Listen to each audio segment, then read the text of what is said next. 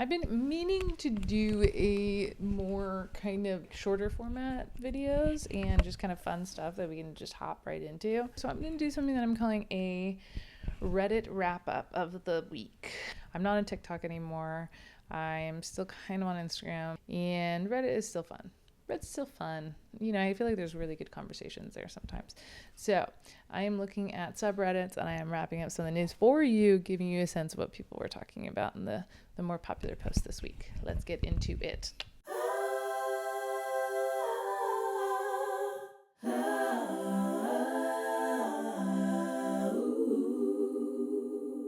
I'm on the r/fantasy romance subreddit.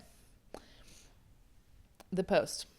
I'm looking for a book where the FMC gets hurt or wronged or accused of something, either political intrigue stuff or emotional stuff with the MMC, betrayal or misunderstanding situations. And she's really going through it, but instead of bouncing back immediately, she just actually gives up, feels her feelings, gets sad, sulks, whatever. And then the MMC feels guilty and has to work and grovel to make it up to her, and she doesn't really forgive or move on immediately. Just let's wallow in the angst a little bit more. I keep reading books where the FMC is going through a situation where like the world has conspired against her and she's heartbroken, and then it's just fine to carry on. Banter, be normal again. That's not normal. Please recommend women who just need a minute to flop. Parentheses, like I would. This is great. I love this because it's a fun example of like a hyper-specific recommendation that I also totally understand, and a lot of other people did as well, because one of the top comments, it might still be the top comment at this point, was, I just want to say that book where the FMC encounters overwhelming amount of BS and just gives up feels like the most 2026 recommendation request possible. So true. As soon as this recommendation floated across my eyes, I totally understood where it was coming from. Very 2026 coded for a lot of us. IXI maybe said, one of my favorite examples of this is A Kiss of Iron. The FMC has realistic reactions to the shit that happens to her, including an over-reliance on alcohol and taking an entire week basically bedridden after a particularly bad event. The MMC is very caring to her during this time. Can confirm I did read A Kiss of Iron and I really liked it.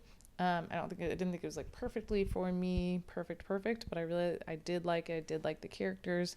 Thought it was an interesting take on kind of classic fantasy romance, so I would recommend that for sure. And definitely it was an FMC who felt more emotionally grounded and kind of more mature. One of the funniest things is people kept mentioning Bella's depression in Twilight Bella, her depressive episode in New Moon, which they did such a good job. Like the book did a good job, but then the movie did such a good job, I think, of that classic iconic scene where it's kind of like doing this rotation around her bedroom, and we're seeing her sat just in this one chair staring out blankly as all of these seasons pass by. It really showed how she's been stuck in this place for a long time. I liked it a lot. Other recommendations for this that I noted: Horde Kings of Dakar by Zoe Draven, the Legacy series by Melissa Rorick, Little Thieves series by Margaret Owen, Somebody Said Throne of Glass by SJM, Death is Easy by Letty Frame. This is a reverse harem rejected mates Omegaverse, so quite specific. And then A Soul to Heal by Opal Rain, if you're okay with a little bit of monsters in your bed. This was a really interesting post on the fantasy romance subreddit. If you are on that subreddit, you probably saw it this week. It was flagged as a rant, which, so as soon as I see that, I'm like all eyes. Calling essay, non-con, and dub-con fantasy romance books dark romance is grossly misleading and honestly infuriating. That's the title. When most readers say dark romance or dark fantasy romance, we're talking about morally gray MMCs, unhinged FMCs, obsession, angst, power struggles, violence, high emotional stakes, and a heavy atmosphere, characters who make bad choices in a brutal world, not sexual assault. Dubcon being casually folded into the genre and waved off as dark. Dark romance is about tone, morality, and psychological intensity. It is not a It is not a synonym for essay/rape. Treating it like one is misleading, lazy, and harmful. Slapping the word dark on abuse doesn't make it edgy or acceptable. It just obscures what's actually in the book and fails readers who deserve clear, honest labels. For example, Mind series is a good dark romance books. whereas books featuring sexual assaulters, rapists, as MMCs and BFFs are not. If a fantasy romance book contains dubcon, non-con between the main characters, say that. Don't hide it behind vibes and aesthetics. Dark romance can exist without sexual violence, and pretending otherwise does a disservice to both the genre and the survivors reading it. So, obviously, as you can imagine, this had a lot of responses. As I'm reading this now, it has 555 votes and 194 comments. The post had been locked by mods. My immediate reaction reading this, which I think is what a lot of other people's reactions were as well, is that kind of is what dark romance is in a lot of ways. What she described as what she looks for in dark romance, about morally gray MMCs, unhinged FMCs, obsession, angst, power struggles, violence, high emotional stakes, and a heavy atmosphere, that's all just kind of classic for romance fantasy, romantic fantasy, or romantasy. That's just kind of classic for fantasy. Those are just things that you look for. I felt like, I don't agree, but I think most people felt the same way. User called Livid Indication 793 said, "Isn't this a all non-con is dark romance, but not all dark romance is non-con problem? You just have a specific subsection you don't like. It's why the long list at the beginning exists, so you can read what you like in a genre that has heavy topics. You found something you do not like in a book. It doesn't mean the definition should change to fit your version of dark romance." Somebody made a funny comment. Purplelicious made a comment that said, "I thought dark romance was when the lights are turned off during the spacey scene."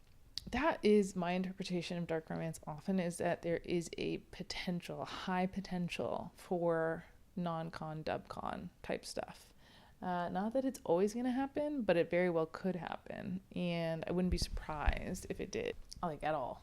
And it should say it in the trigger warnings. A user called Lyra said, "Ultimately, it's the responsibility of the reader to look up trigger warnings when looking for books. If you're in the sub for Rex, then you only need to state what triggers you dislike in your post.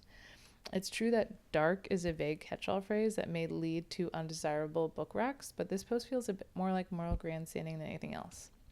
I don't know what I would call the genre of books that deal with SA, non-con, and dub-con, if not dark. It fits the description accurately, even if you find them unsavory." And that's so true as well. The authors are never, an author, even, publishers, they're never going to be able to list fully trigger warnings that will cover every single possible reader sensitivities across the board, across the world. So if you have really, really strong ones, the onus is kind of on you to do as much homework as you possibly can to identify whether or not that's going to be in a book before you read it. What's funny also about the whole kind of dichotomy of the dark should be this, and I guess I don't know what the regular fantasy romance would be, but we also have cozy fantasy romance. And guess what? If you want to never have any of that stuff exist, cozy fantasy romance is going to be fine for you. You can guarantee that none of that stuff will exist on page at all. A lot of people said utilize romance.io as a resource for trigger warnings. They have it's the best resource for finding the most comprehensive list of trigger warnings for any book that you consider. I would second that for sure. And then we had an interesting comment that said, "I have the exact opposite opinion. A story can be dark without being a dark romance. The Mind F series is 100% not a dark romance. It's a thriller with a romantic subplot. In my opinion, in order to be a dark romance, there must be some element of power imbalance, dub-con, etc. between the leads." Was this a bit of guerrilla marketing to get me to check out this book? Because it worked.